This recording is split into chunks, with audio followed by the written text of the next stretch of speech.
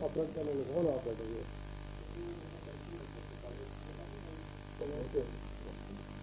I was around talking to people in ministry and people in personal talking politics. One thought the question from the Kashmir. There was lots of question that threaten the mind while talking to local level political workers. There was lots of speculation about this post-resolution situation, about the election, where they're going to be held or not. Nice if you could tell us how do you view the present political situation after the resolution situation.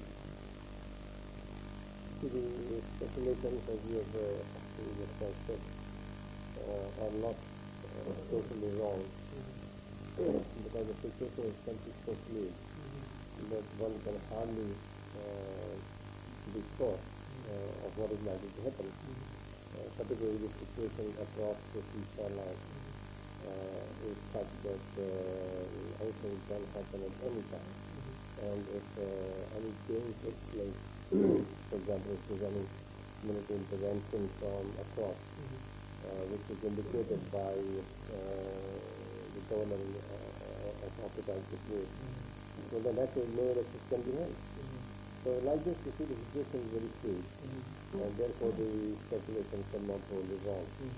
At the same time, the movement which is going on in Kashmir is such which is not compatible, or at least to which democratic system is not compatible in that sense. So the movement really demand not democratic elected, but rather they have their own different demands on the system. So all this put together, one naturally sees when he is not well informed or is not sure about it, he sees that perhaps it was not right to hold elections, or whether they will not be able to hold elections properly. That's it. But our difficulty is that there is no authority which can postpone the elections unless there was a national emergency. The president cannot do it, the prime minister cannot do it, and the constitution demands invariably holding of the elections in time. Therefore, as far as I'm concerned, I feel that we have no way out of this situation, but possible elections.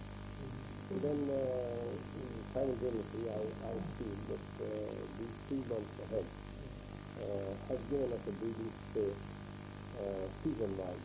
The climate-wise, for example, the climate today is such that it's a delayed winter, and we still have snowfall, whereas let's say the no snowfall in the month of March, half of it has gone. It's unusual.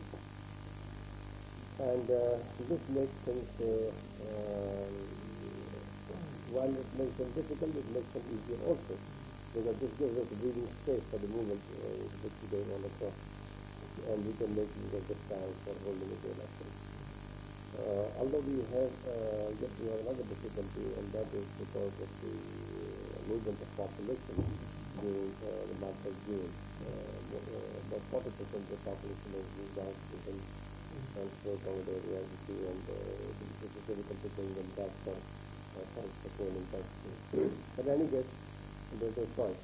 So I feel that the elections have got to be. There was an impression in Kashmir that he had cut a deal with Mumtaz Rasto to resolve this issue. How far that speculation is true?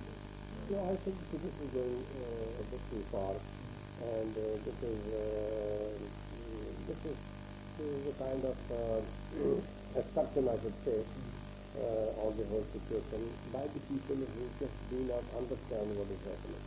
So the people in dictations, as you hear them, or they read them in the newspapers, and then they make their own assessment without reference to the actual practical situation. The situation, in fact, is that if it was for me, I would have asked the assembly to be dissolved earlier, because I did not accept these elections as such finally dissolved. I still think that the right of the people to form government of Azad Kashmir freely and independently had been grossly infringed the way the elections were held. Therefore, these elections were not justified, so to say. But that was not possible for me to do. So we left it. Then we willingly accepted the status quo, and we thought, all right, let us now try to live with the disease if we can live with it, and as long as we can live with it. So in fact, I had totally changed my mind, and my party people also were feeling getting reconciled with the situation. One of the course was that the 19 people from the conference had also been elected, and holding a first election immediately after the first election was over, it was not possible. It was very difficult to do. So all these things put together, we thought, all right, we can try to it and we will go for. I'm no confidence with that, that took through.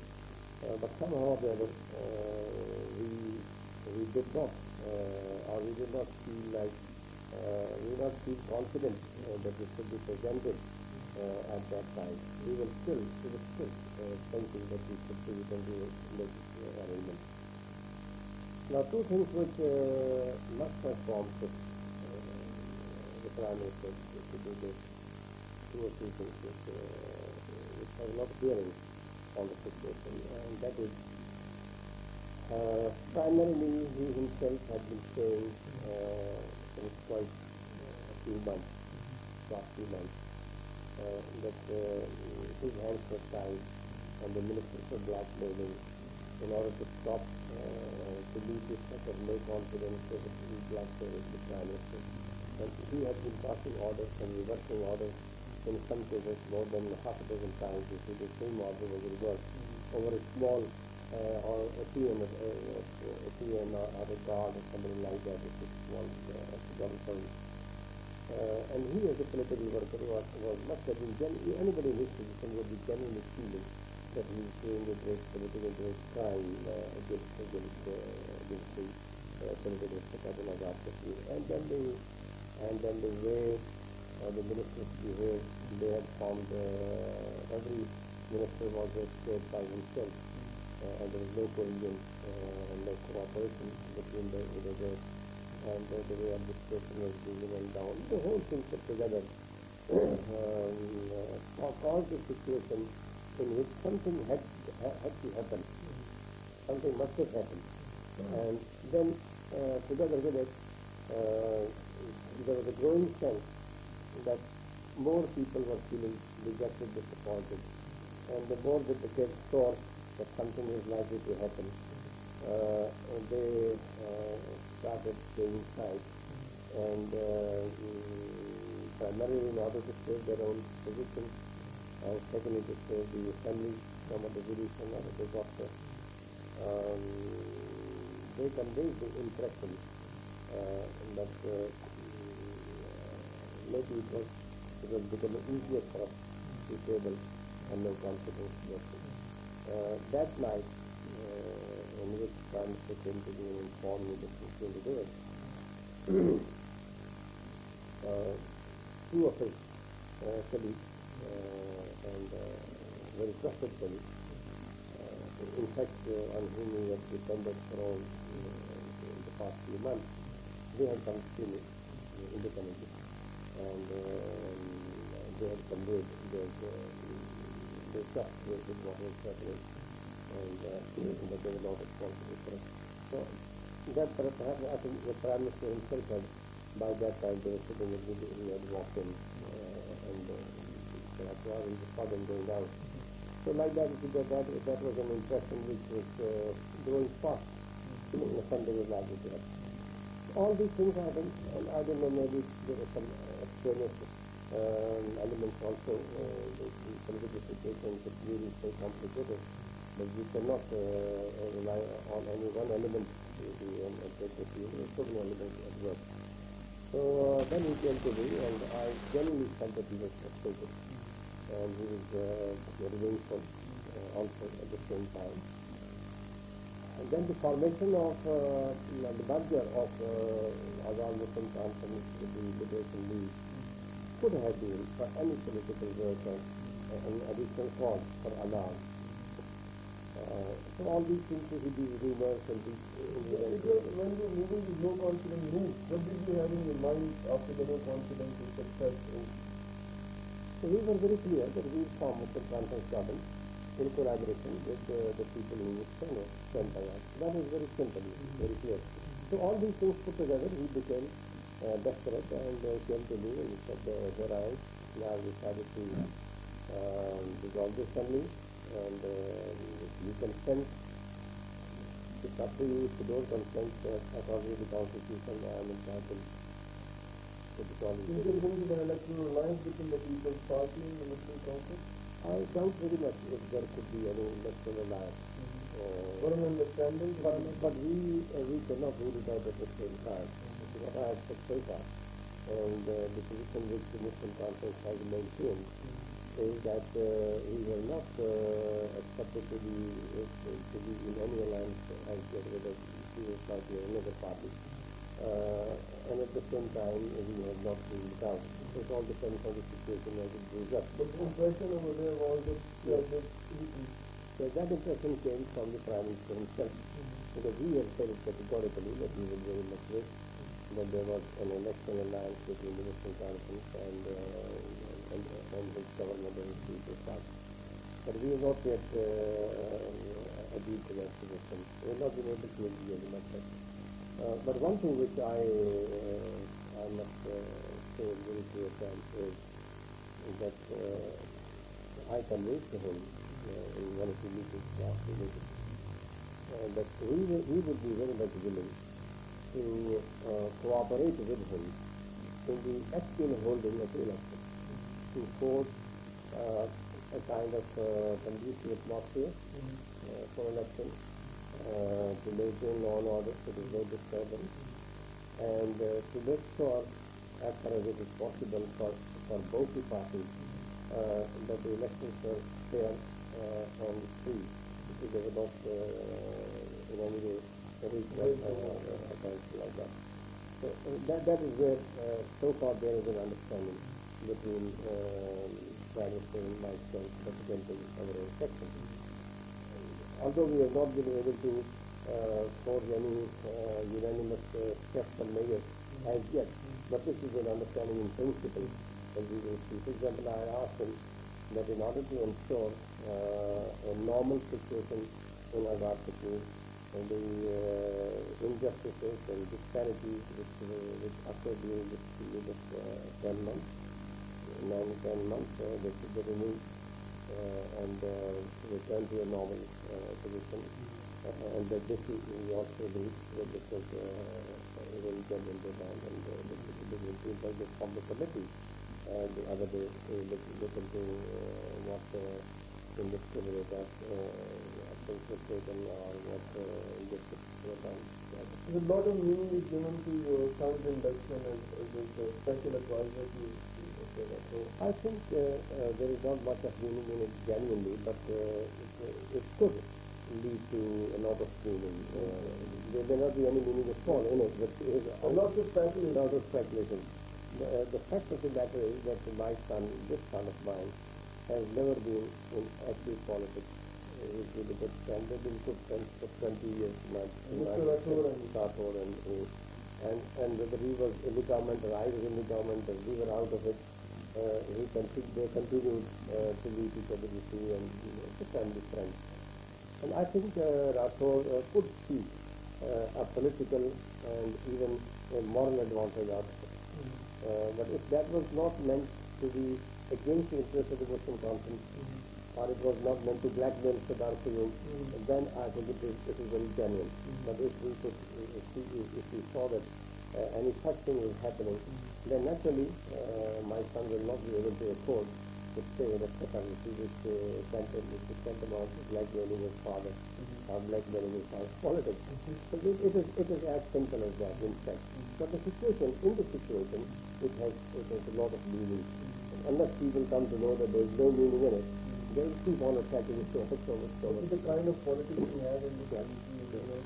So these things are not tenable in the kind of politics, personal friendships and and moral standards and all these things. They don't matter much. Another thing that borders on mind when one is in Azad Kashmir is the fact that people talk in terms of brotherhood, and on both sides of in Muslim conference too, the People's Party quarters, and this party primarily Azad Party, there is a party. We are the only party, Muslim conference, who has held together, not very tightly though, held together various areas, various tribes, and various sects. You see, we have people from all sects, we have people from all brothers, we have people from all languages, we have people from all divisions like refugees and the locals like that. So we are the only party who has been holding them together. And unfortunately, in choice of candidates, I think these kind of things didn't do work in Muslim conference. In Muslim conference, we did not resort to things like this. If you look into the past election, you will see that there are instances where you will be surprised to see that we deliberately surrendered our seat in order to fight a situation like this. We lost those seats, but we did not surrender to a situation like this. But that's the character which we have tried to retain. Because if I was to believe in a brotherhood myself, for example, my brotherhood all put together cannot secure a single assembly seat. If it was a question of brotherhood, then I would not be the president, my brother would not be the member, my son would not be the member, because we don't have any. Our brotherhood put together cannot, they don't have votes equal to a single constituency like our Kashmir. So that is why we retain that character by the grace of Almighty Allah, the Prophet, no brotherhood. There was this impression that, the military has got lots to do with the Kashmir politics because of the nature of the situation, and perhaps this dissolution too is prompted by the powers that be. And if military had anything to do with it, in the first instance, let me tell you that anybody without exception amongst the politicians does not know as much about the military as I know. Yes, that's true. I've been, particularly in Kashmir, I've been so closely attached to the army that whether it was martial law, whether it was a favorable government, whether it was an unfavorable government, whether I was a persona non grata with the government, that did not really matter much. I all the time enjoyed confidence in the army, and I relied on them. So I can say with all responsibility and authority that military in Azad Kashmir did not influence or interfere with elections and with politics. If ever they were to do it, they would have supported me, and Rathore would not have been elected as the prime, and the People's Party would not have been elected. For many reasons, not only one, but for many reasons. Therefore, they did not influence anything of that sort. And the army has concerned itself mainly with the overall defense strategy of Kashmir and not with internal locals. Although I have always been asking the government of Pakistan and pressing for it that they should not remain so unconcerned that there is an erosion from inside, like in East Pakistan. They should not remain so unconcerned. But unfortunately, fortunately, they have stayed out of local politics. Or perhaps they were confident that in the presence of the Muslim Conference and its leadership, there was no immediate danger of threat to any ideological front. Therefore, they remain unconcerned as that is concerned. It is not fair to drag the army into this. So what is the role of Jamaat-e-Islami in all of this struggle in terms of their own camp, independent of the whole thing? Jamaat-e-Islami has done quite a good job on many fronts in the Kashmir struggle. Although we do not wholly agree over matters of strategy in Kashmir and Azad Kashmir, but generally speaking, Jamaat-e-Islami has done quite a good job.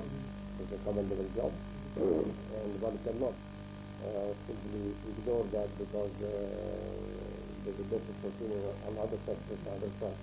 So that cannot be ignored. So this is Bob, but I do think that the present Kashmiri youth has got same kind of commitment to the independence of Kashmir as you had in your days, because what one saw, freedom of Kashmir, not freedom of Kashmir. So इसमें तो one sees it was just there was no level of participation. People were totally, Given the use of Azad Kashmir. There was complacence. Yes.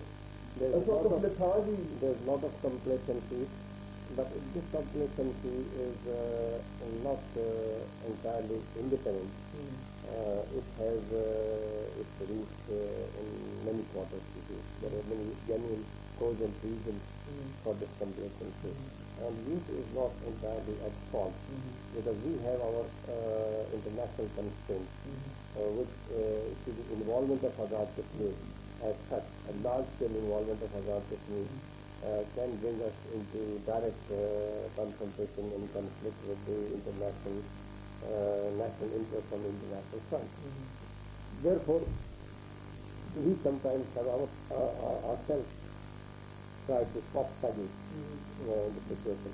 But I'm absolutely sure that when the time merits an involvement like that, the youth in Azad Kashmir would perhaps be in the forefront.